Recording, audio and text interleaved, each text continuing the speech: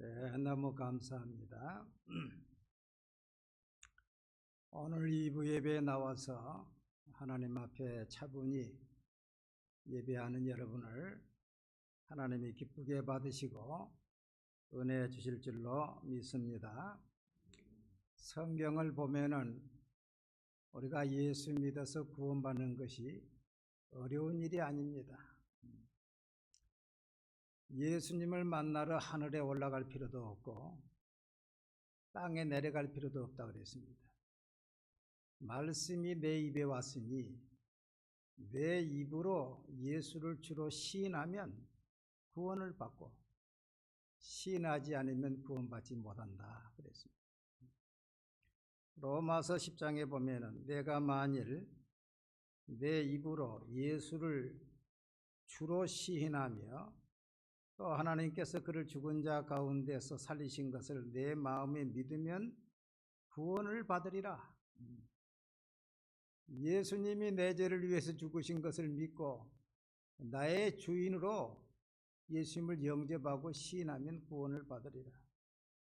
사람이 마음으로 믿어 의에 이르고 입으로 시인하여 구원에 이르느니라. 누구든지 주의 이름을 부르는 자는 구원을 받으리라. 할렐루야. 참 얼마나 쉽습니까? 따라합시다. 예수님이 나의 구주요 나의 하나님입니다. 성경에 보면은 예수를 믿고 가장 빨리 천국 간 사람이 누구냐? 예수님이 십자가에 돌아가실 때에 두 사람의 강도가 같이 죽었는데 그 중에 한 사람은 죽어가면서도 예수님을 욕을 했고 한 사람은 예수님께 이런 부탁을 했어요. 십자가에 매달려 가지고 지금 옆에 있는 예수님께 이야기하고 있는 것입니다. 예수여, 당신의 나라에 임하실 때에 나를 기억하소서 하며 예수께서 이르시되 내가 진실로 내게 이르노니 오늘 내가 나와 함께 낙원에 있으리라 하시니라. 예수님이 오후 3시에 운명하셨거든요. 아침 9시에 십자가에 달려서 오후 3시에 운명하셨어요. 그러니까 그 강도도 아마 그 오후 3시나 4시에 같이 돌아가신 것 같아요. 사람이 죽으면 끝나는 것이 아니거든. 예수님께서 오늘 내가 나와 함께 낙원에 같이 있을 것이다. 그러면 이 한편 강도는 구원 받았어요? 못 받았어요? 구원 받았어요. 평생 강도질만 하다가 십자가에서 다행히 예수님 곁에 매달려 가지고 거기서 예수 믿어서 구원받았다니까. 이런 구원을 부끄러운 구원이라 그러죠. 예수 믿어서 하나님을 위해서 하나 일한 것이 없어요. 마지막 숨 끊어지기 전에 예수 영접하고 죽으면 부끄러운 구원인데 여러분, 부끄러운 구원이라도 구원받아서 천국 가는 것이 나아요? 120살을 살아도 지옥 가는 것이 나아요? 여러분, 천국 가야 돼요. 할렐루야. 천국 가야 돼요. 마지막 순간에라도 예수 영접에 천국 가야지. 120살을 살고 성공에 산다 할지라도 지옥 가면 무슨 소용이 있어요? 아무것도 없습니다. 우리가 구원받는 것이 이렇게 쉽게 보이지만은 하나님께서는요, 한 사람을 구원하시기 위해서 영원 전부터 하나님이 계획하셨다는 거예요. 그래서 오늘 이 구원의 역사가 창세 전부터 이어지고 역사 속에도 이어지고 이 역사가 끝난 다음에도 이어지는 거예요. 그래서 오늘 미리 정하신 자들을 이것은 언제 정했는 거니? 이 세상이 있기 전에 정했다. 하나님께서 부르신 것은 어떤 거니? 이 세상 역사 속에서 내가 태어났을 때 하나님이 부르시는 거예요. 의롭다 하시고 그 다음 영화롭게 하셨네요. 이 영화는 또 이 세상이 끝난 다음에 이루어지는 거예요. 그러니까 이 구원이 우리가 쉽게 예수 믿어서 구원받지만은 하나님께서 이 구원을 위해서 창세 전부터 또 역사 속에서 역사 끝난 다음에까지 이 구원이 지속되는 것입니다. 그렇기 때문에 이 로마서 8장 30절 말씀을 구원에 있어서 황금 열쇠와 같은 것이다, 그렇게 이야기를 했어요. 첫 번째는 하나님께서 역사 이전에 구원의 역사를 하신 것이 뭐냐? 또 미리 정하신 그들을 그랬어요. 한번 따라합시다. 또 미리 정하신 그들을. 그래서 에베소서에 보면은 곧 창세전에 그리스도 안에서 우리를 택하사 우리로 사랑 안에서 그 앞에 거룩하고 흠이 없게 하시려고 그 기쁘신 뜻대로 우리를 예정하사 자기 아들들이 되게 하셨으니. 여기에 예정이라는 말을 미리 예자, 정할 정자, 미리 하나님이 나를 너는 내 아들이라 정하고 미리 택했다는 거예요. 그럼 언제 우리를 미리 하나님이 택했느냐? 우리가 어머니의 복중에 짓기 전에, 또 이 세상을 하나님이 만들기 전에 그리스도 안에서 우리를 예정하고 미리 알고 정하고 예정하고 미리 택했다. 이건 사람의 지혜로서는 상상할 수 없는 놀라운 일. 그래서 성경에 보면은 이런 말씀이 나옵니다. 내가 야곱은 사랑하고 에서는 미워하였다 하심과 같으니라. 이삭의 아들이 야곱과 에서인데 그 야곱과 에서가 태어나기도 전에 하나님께서 창세전에 미리 아시고 나가 야곱은 사랑하고 내 아들이라 택하고 에서는 버렸다는 거예요. 하나님께서 내가 너를 모태에 짓기 전에 너를 알았고, 하나님이 지금 예레미야에게 하신 말씀입니다. 내가 너를 내 어머니 모태에 짓기 전에 너를 알았고 내가 태어서 나오기 전에 너를 성별하였고 너를 여러 나라의 선지자로 세웠노라. 의사도 병원에 가도 태아를 남자나 여자나 이렇게 분별할 능력이 있지, 아직 잉태하기도 전에 그걸 알아맞히는 사람이 누가 있습니까? 잉태하기도 전에. 근데 하나님은 에레미야를 내가 너를 모태에 짓기 전에 너를 알았고 태에서 나오기 전에 너를 성별하였고 너를 여러 나라의 선지자로 세웠노라.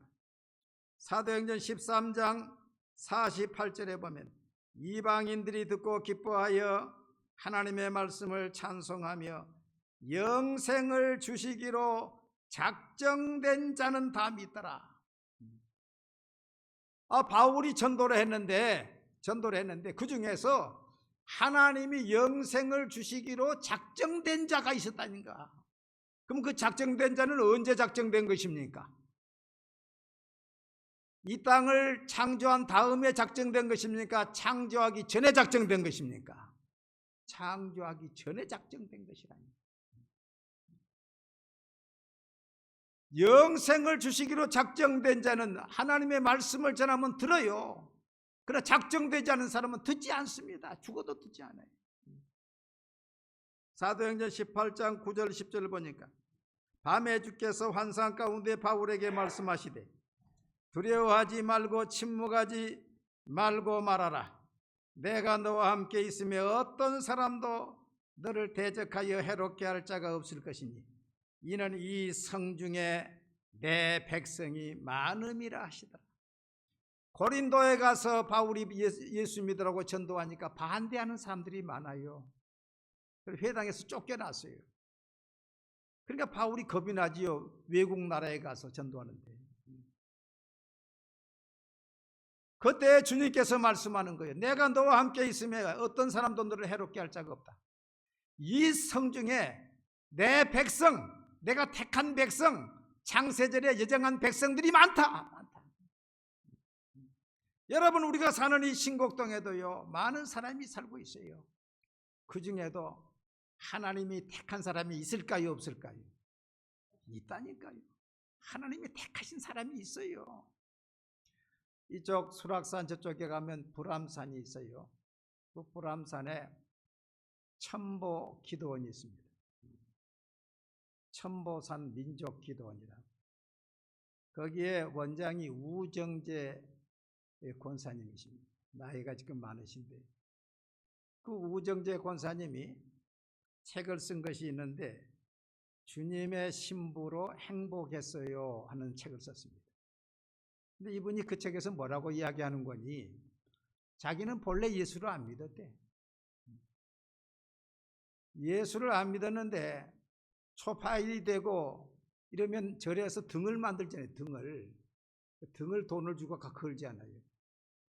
그러니까 자기는 절에 가서도 등을 만들어주고, 또 자기 동네에, 자기 이웃 동네에 유명한 점쟁이가 있다는 거예요. 그 점쟁이한테 국회의원들도 다 와서 점을 보는 유명한 점쟁이가 있어서 초파일이 되면 그 점쟁이 집에 가서 또 이 연등을 이렇게 친구들과 같이 가서 이제 봉사하는 것이죠. 가서 이제 만들어주는데, 그 유명한 점쟁이가 법당으로 들어가다가 자기를 힐끔 이렇게 보더니 뭐라고 이야기하는 거니? 장차 큰 신을 모실 분이 왜 여기에 왔습니까? 당신은 남자 10몫을 할 사람입니다. 당신의 양 어깨에 비둘기가 앉아 있습니다 하더라고요. 자기는 지금 예수도 믿지 않고 무당집에 가서 지금 초파일이 돼가지고 등을 만들어주고 있는데, 그 점쟁이가 아주 귀신같이 자기를 알아보면서 당신은 큰 신을 받을 사람인데 왜 여기 와 있냐고. 당신은 앞으로 남자 10몫을 할 사람입니다. 당신의 양 어깨에 비둘기가 앉아 있습니다. 자기가 예수 믿기도 전에 벌써 귀신들이 자기는 자기가 하나님의 사람임을 알아보더라는 거예요. 이게 놀랍지 않아요? 이게 놀라운 역사예요. 하나님이 창세전에 우리를 정한 것입니다. 여러분, 오늘 또 우리가 하나님의 집에 나와서 예배를 드리고 예수를 구주라고 영접하고 하나님을 아버지라고 부르는 것은 내 의지로 된 것이 아니고 하나님이 정하셨기 때문에 가는 거예요. 할렐루야. 하나님이 정하셨기 때문에. 두 번째로 구원의 역사 가운데 일어난 구원의 역사가 있습니다. 하나님이 태초에 너는 내 것이라고 정한 사람이 이제 수천 년을 지나서 때가 되어가지고 하나님이 그 사람을 보내가지고 부모를 통해서 태어나게 하시고, 그리고 그분이 자랐을 때에 하나님이 그를 부르신다는 거예요. 이걸 소명이라 그래요. 소명. 부를 소자, 목숨 명자. 하나님이 부르시고, 영어로는 콜링이라고 해요. 하나님이 부르신다는 거예요. 하나님이 부르시고 부르신 그들을 이제 의롭다게 하시고, 이거 역사 가운데서 일어나는 거예요. 이 하나님의 부르심에는 내적인 부르심이 있고 외적인 부르심이 있는데, 내적인 부르심은요, 하나님이 꿈에 나타나기도 하고, 여러분 예수 안 믿을 때도요, 제게 찾아온 편권사님이라고 한 분은 아주 산정호수의 불교에 아주 심취한 분이에요. 근데 꿈에 자기가 할렐루야를 불었다는 거예요. 할렐루야를. 아니, 할렐루야는 절에서 하는 것입니까? 교회에서 하는 겁니까? 교회에서 하는 건데, 자기가 꿈에 할렐루야를 부르면서 꿈을 깼다는 거예요. 그래서 나는 절에 갈 사람이 아니고 교회 갈 사람이구나. 그래서 교회로 왔다는 거예요. 제게 찾아온 그 광릉의 절의 법사의 따님은 자기가 꿈에 십자가를 봤다는 거예요. 십자가를. 목사님, 내가 왜 십자가를 봤는지 모르겠습니다. 그래서 하나님이 나를 교회 가라고 한 것으로 알고 내가 왔습니다. 그래서 나한테 와가지고 새신자 교육을 받는 가운데 이분이 얼마나 은혜를 받고 찬송의 은혜를 받고 말씀의 은혜를 받는지 이렇게 좋은 것이 있는 줄 몰랐습니다. 목사님. 옛날에는 동창회 가면 내가 끼지 않으면 재미가 없었습니다. 그런데 목사님 이제 동창회를 안 갑니다.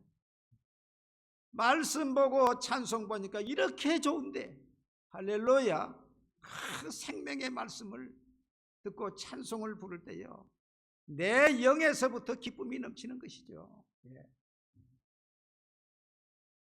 코칭 전문가 서오경 박사가 있습니다. 제가 코칭에 대해서 조금 아는데 이 서오경 박사가 이런 간증을 한 것을 보았습니다. 이분이 여자분인데 고등학교 2학년 때 친한 친구가 수영장에서 익사하는 사건이 일어났습니다. 그 다음부터 이분이 그 친구는 어디 갔을까? 사후의 세계는 있는 것인가? 그래서 철학 서적을 읽고 불교에 심취했습니다. 그래서 매일 새벽 3시면 일어나서 예불을 올리고 108번 절을 매일 하고 불교학을 연구해 가지고 석사를 2개 따고 박사를 2개 땄습니다. 대단한 분이에요. 2번째 박사학위를 따던 날 새벽에 여전히 일어나 가지고 새벽 3시 예불을 드리는데 자기 입에서 이상한 말이 나오는 거예요. 불경을 외우는데 이상한 말이 나오는 거예요. 그래, 자기 남편도 이게 무슨 말일까? 이게 산스크리트일까? 이게 무슨 말일까? 그러니까 남편이 당신이 너무 공부에 심취하니까 아마 이런가 보다. 친정집에 가서 한 며칠 쉬다가 오는 것이 좋겠다. 그래가지고 친정집으로 갔다는 것입니다. 친정집을 가서 자기 아버지를 만나자마자 자기 입에서 이상한 말이 튀어나온 거예요. 뭐라고 하는 거니? 당신은 내 아버지가 아닙니다. 하늘에 계신 내 아버지가 내 아버지입니다. 여러분, 성경에 육신의 아버지를 아버지라 부르지 말라는 말씀이 있어. 그게 왜 그런 거니? 아버지라고 부르지 말라는 게 아니고 너의 진짜 아버지는 하늘 아버지라는 거예요. 하늘 아버지가 우리를 잉태하고 보냈어요. 아버지는 전달자예요. 그 말씀이에요. 당신은 내 아버지가 아닙니다. 하늘에 계신 내 아버지가 내 아버지입니다. 아버지 계시는 곳은 교회이니 나를 교회로 데려다 주세요. 나는 하나님의 딸이었으나 그동안 사단의 게임에 빠져 다른 곳에 있었구나. 사단이 거짓말로 하와를 속였는데 나도 그동안 사단의 말에 속았었구나. 그래, 내가 살려면 하나님의 말씀을 들어야 해. 하나님의 말씀에 생명이 있어. 할렐루야. 그 말이 튀어나왔어요. 그래서 나는 본래 하나님의 딸로 택했는데 내가 엉뚱한 곳에 가서 있었구나. 그래서 우리 합동 측에 사랑의 교회, 서초동 사랑의 교회 등록해서 신앙생활을 하고 있다는 것입니다. 여러분, 이것이 내적인 부르심이고 외적인 부르심은 내가 전도를 해가지고 전도해서 오는 것입니다. 예수 믿습니까? 구원 받았습니까? 마음속에서 이런 내적인 부르심으로 예수 믿는 사람이 있는가 하면 또 외적인 부르심으로 예수 믿는 사람이 있어요. 안산에 계시는 박용배 목사님은 스님과 무당을 많이 전도했는데 그 안산에 차를 몰고 가는데 스님 한 분이 길가에서 택시를 기다리고 있어서 자기가 차를 대면서 스님, 제가 픽업해 드리겠습니다. 타세요. 그랬다는 거예요. 그러니까 그 스님이 탔습니다. 어디 가십니까? 그러니까 자기는 충청도에 있는 사찰 주지인데 친척집에 지금 왔다고. 그래서 한 7분 거리를 운전해 가지고 픽업을 해주고 명함이 있으면 한 장 주십시오. 제가 언제 놀러 갈 겸 한번 찾아가겠습니다. 그랬더니 명함을 주더라는 것입니다. 그래서 일주일 후에 연락을 하고 그 스님을 찾아갔더니 아주 반갑게 맞아들라. 그래서 자기가 목사라고 신분을 밝히고 5시간 동안 같이 이야기하는데 한참 이야기하니까 이분이 이런 이야기를 하더라는 거예요. 목사님, 나는 종종 법당에서 밤새도록 목탁을 두드리다가 통곡을 합니다. 내가 전생에 무슨 죄를 지어 사람 사는 즐거움도 못 보고 절간에서 목탁이나 치다가 죽어야 하는가 생각할수록 억장이 무너집니다. 그 사람들한테도 다 고민이 있지요. 그래서 이 목사님이 운명이 그렇게 정해진 것이 아닙니다. 하나님을 믿으면 다 벗어날 수가 있습니다. 그래서 이분을 예수 믿게 만들고 지금은 신학교 신학생이라고 간증을 했습니다. 하나님이 불러서 우리는 하나님의 집에 오는 것입니다. 내적인 부르심이 있고 외적인 부르심이 있고 할렐루야. 이렇게 부르신 사람들을 하나님은 의롭다 하신다. 따라합시다. 의롭다 하신다. 우리가 본래 죄인입니까 아닙니까? 죄인이요. 다 죄인. 죄 없는 사람은 의인은 없나니 하나도 없어요. 그러나 우리가 예수를 믿으면 예수님이 대신 우리의 죄를 십자가에서 속량해 주었기 때문에 하나님께서 우리를 너는 이제 의인이다, 의롭다, 그렇게 인정하신다는 거예요. 선포하신다는 거예요. 모든 사람이 죄를 범하였음에 하나님의 영광에 이르지 못하더니 그리스도 예수 안에 있는 속량으로 말미암아 예수님이 핏값으로 우리 죄를 대신 지불하심으로 말미암아 하나님의 은혜로 값없이 의롭다 하심을 얻은 자 되었느니라. 이는 하나님께서 길이 참으시는 중에 전에 지은 죄를 간과하심으로 우리가 회개하고 예수를 믿으면 하나님이 지금까지 지은 죄를 못 본 채, 하나님이 간과는 뭔 거니? 못 본 채 해버린다는 거예요.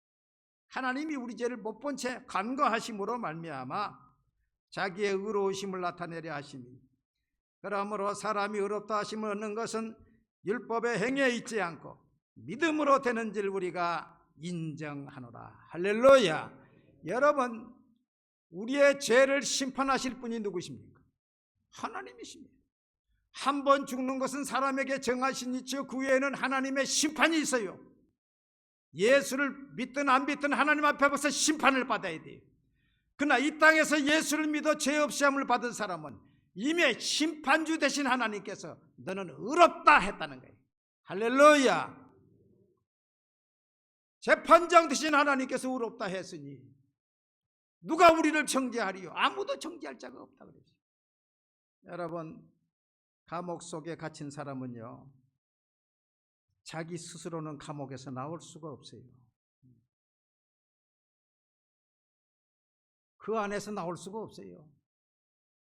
그 안에서 나오려면요 밖에서 보석금을 신청을 해가지고 보석금을 넣어주든지 아니면 재판장이 무죄 판결을 내리면 나오는 거예요. 그 무죄 판결 내리면 그 순간에 감방문이 열리는 거예요. 할렐루야. 하나님께서 우리를 예수를 믿는 그거 하나 보시고 지금까지 모든 죄를 다 간과해 버리시고 너는 의롭다 하나님이 하시니까 그 순간 우리는 의인이 된 거예요. 이게 얼마나 큰 은혜입니까? 할렐루야. 이게 하나님의 큰 은혜인 것입니다. 그러므로 이제 그리스도 예수 안에 있는 자에게는 결코 정죄함이 없나니 하나님의 은사와 부르심에는 후회하심이 없느니라. 여러분, 어떤 사람은 그래요. 죄를 지으면 다시 하나님의 자녀가 되지 못한다. 그거 아니에요. 육신의 자녀도 한번 태어나면요 가출해도 내 자녀입니까 아닙니까? 내 자녀예요. 부모의 돈을 가지고 도망을 가도 그건 내 자녀입니까 아닙니까? 내 자녀예요. 그러니까 그 자녀를 위해서 기도하고 매를 때려서라도 부모가 돌아오게 하는 것이지요. 하나님도 마찬가지요. 한번 불러서 자녀로 삼으신 사람은 그 사람이 조금 죄를 지었다고 해서 끊어버리는 거 아니에요. 징계의 채찍을 때려서라도 그들을 돌아오게 하는 것이 하나님의 것입니다. 그러므로 한번 하나님의 자녀로 정하신 사람은 만세전에 정하신 사람이고, 때가 되면 그를 부르시고 의롭다 하신 사람을 다시 취소할 수가 없는 것입니다. 여러분, 오늘 혹시 처음 주 앞에 왔다 할지라도 오늘 예수를 나의 구주로 믿고 하나님이 부르시는 줄로 알고 하나님의 자녀가 되시기를 바랍니다. 한번 따라합시다. 주님, 오늘 예수님을 나의 구주로 영접하겠습니다.